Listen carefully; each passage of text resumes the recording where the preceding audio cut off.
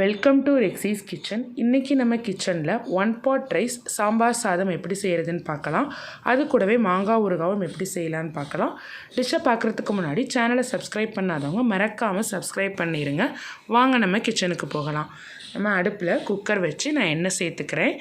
எண்ணெய் நல்லா காஞ்சதுக்கு அப்புறமா அது கூடவே தாளிக்கிறதுக்கு கடுகு, உளுந்தம்பருப்பு, வெந்தயம், சீரகம் இது எல்லாத்தையும் சேர்த்துக்கிறேன். இது எல்லாத்தையும் சேர்த்ததுக்கப்புறமா கடைசியாக கொஞ்சமாக பெருங்காயத்தூள் சேர்த்துக்கலாம். இது எல்லாத்தையும் சேர்த்து தாளித்ததுக்கப்புறமா கொஞ்சம் கருவேப்பிலை இது கூட சேர்த்துக்குவோம். வரமிளகாவும் சேர்த்து தாளிச்சிடலாம். நான் இன்றைக்கி 3 வரமிளகா சேர்த்துருக்கேன். இது எல்லாமே பொரிஞ்சதுக்கு அப்புறமா கொஞ்சமாக இதில் பூண்டு சேர்த்துக்கலாம். நான் 8லேருந்து 9 பல் பூண்டு இது கூட சேர்த்துருக்கேன். பூண்டை சேர்த்து நல்லா வதக்கி விட்டுருவோம். நம்ம இப்போ வெங்காயம் சேர்த்துக்கலாம். நான் பெரிய வெங்காயம் 1.5 வெங்காயம் கட் பண்ணி சேர்த்துருக்கேன். நீங்கள் சின்ன வெங்காயம் கூட சேர்த்துக்கலாம். சின்ன வெங்காயம் சேர்த்தா இன்னும் டேஸ்ட்டாக இருக்கும்.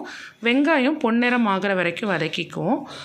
பொன்னிறம் ஆனதுக்கப்புறம் ஒரு தக்காளி நான் கட் பண்ணி வச்சுருக்கேன், அதையும் சேர்த்து வதக்கிக்கிறேன்.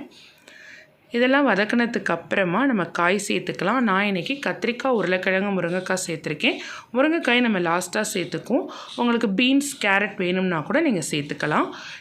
காயை நல்லா கிளறி விட்டதுக்கப்புறம் நான் அதில் புளி தண்ணி சேர்த்துருக்கேன். கொஞ்சமாக புளி ஊற வச்சு தண்ணி எடுத்து இதில் சேர்த்து அதையும் வதக்கி விட்டுருவோம்.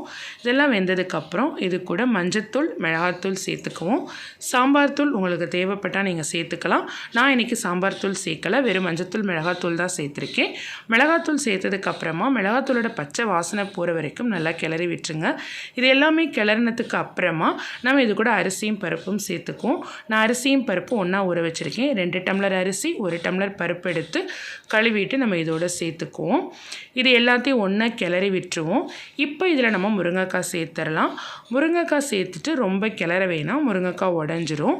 ஸோ இதெல்லாம் கிளறினதுக்கப்புறம் இது கூட நம்ம தண்ணி சேர்த்துக்குவோம். மொத்தமாக நான் 5 டம்ளர் தண்ணி சேர்த்துருக்கேன். 2 டம்ளர் அரிசிக்கு 4 டம்ளர் தண்ணி, 1 டம்ளர் பருப்புக்கு 1 டம்ளர் தண்ணி, மொத்தம் 5 டம்ளர் தண்ணி சேர்த்து இது எல்லாத்தையும் நம்ம ஒன்றா கிளறிடலாம். இது கொதி வர ஆரம்பிக்கும் போது நம்ம குக்கரை மூடி விசில் போட்டுருவோம். ஒரு 3 விசில் வர வரைக்கும் நம்ம வெயிட் பண்ணிவிட்டு விசில் வந்ததுக்கப்புறம் இதை தனியாக எடுத்து வச்சுருவோம். இப்போ இதில் நம்ம சேர்க்குறதுக்காக ஒரு சின்ன பேன் வச்சு அதில் கொஞ்சமாக வெந்தயம், கொஞ்சமாக சீரகம், கொஞ்சம் பெருங்காயத்தூள் இதை சேர்த்து நம்ம வறுத்துக்கலாம். அடுப்பை சிம்மில் வச்சு இதை நம்ம வறுத்துக்குவோம். இதை நல்லா வறுத்ததுக்கப்புறம் ஆற வச்சு அரைச்சி எடுத்து வச்சுக்குவோம். இப்போ நம்ம இதுக்கு தொட்டுக்க மாங்காய் ஊறுகாய் செய்ய போகிறோம். அதுக்கு நம்ம அடுப்பில் பேன் வச்சு வெந்தயம் சேர்த்துக்கிறேன். நான் 2 மாங்காய் எடுத்துருக்கேன், அதனால் கொஞ்சம் கூட வெந்தயம் சேர்த்துக்கிறேன். வெந்தயம் நல்லா பொன்னிறம் ஆகிற வரைக்கும் வறுத்து எடுத்துக்கலாம்.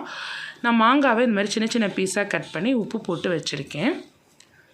நல்லா வெந்தயம் பொன்னிறம் ஆனதுக்கப்புறம் எடுத்து நம்ம ஆற வச்சு மிக்சியில் அரைச்சி எடுத்து வச்சுக்குவோம். இந்த டைம் நம்ம குக்கரில் உள்ள விசிலை எடுத்து விட்டுட்டு ஓப்பன் பண்ணி பார்த்துக்கலாம். சாதம் நல்லா வெந்திருக்கு. இப்போ நம்ம இதை மத்தோ இல்லை கரண்டியோ வச்சு கடைஞ்சி விட்டுறலாம். இதை நல்லா கிளறினதுக்கு அப்புறமா நம்ம வெந்தயம், சீரகம், பெருங்காயம் அரைச்சி வச்சுருந்தோம் இல்லையா, அதை இது கூட சேர்த்துக்கும். இது நல்லா ரொம்ப டேஸ்ட்டாகவும் வாசமாகவும் இருக்கும். இதை சேர்த்ததுக்கப்புறம் சாதத்தை நல்லா கிளறி விட்டுருவோம்.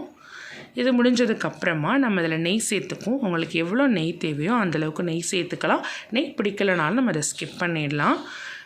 இப்போ நம்ம மாங்காயில் நம்ம அரைச்சி எடுத்து வச்ச வெந்தயத்தை சேர்த்துக்குவோம். அது கூடவே மிளகாத்தூள் சேர்த்துக்குவோம். உங்கள்கிட்ட காஷ்மீரி மிளகாய்த்தூள் இருந்தால் அது 1 ஸ்பூனும், சாதா மிளகாத்தூளும் சேர்த்துக்கோங்க. நான் காஷ்மீரி மிளகாய்த்தூள் சேர்க்கலை, சாதா மிளகாத்தூள் தான் சேர்த்துருக்கேன். இதெல்லாம் சேர்த்து கிளறினதுக்கு அப்புறமா அடுப்பில் நல்லெண்ணெய் நிறைய சேர்த்து காய வச்சிடலாம். நல்லெண்ணெய் காஞ்சதுக்கப்புறம் அதில் தாளிக்கிறதுக்கு கடுகு சேர்த்துக்குவோம், கருவேப்பிலை, வரமிளகா இது எல்லாம் நல்லா தாளித்ததுக்கு அப்புறமா நம்ம மிளகாத்தூள் போட்டு பெசரி வச்சுருக்க மாங்காவை இது கூட சேர்த்து நல்லா கிளறி விட்டுருவோம். நல்லா சுருள மாங்காவை கிளறினதுக்கப்புறமா அடுப்பை நம்ம ஆஃப் பண்ணிடலாம். நம்மளுடைய பருப்பு சாதம் இன்ஸ்டன்ட் மாங்காய் ஊறுகாய் ரெடி ஆகிடுச்சு. இந்த டிஷ் உங்களுக்கும் பிடிச்சிருக்கும்னு நினைக்கிறேன். டிஷ் பிடிச்சிருந்தா லைக் பண்ணுங்கள், ஷேர் பண்ணுங்கள், கமெண்ட் பண்ணுங்கள். மறக்காமல் ரெக்ஸிஸ் கிச்சனை சப்ஸ்கிரைப் பண்ணுங்கள்.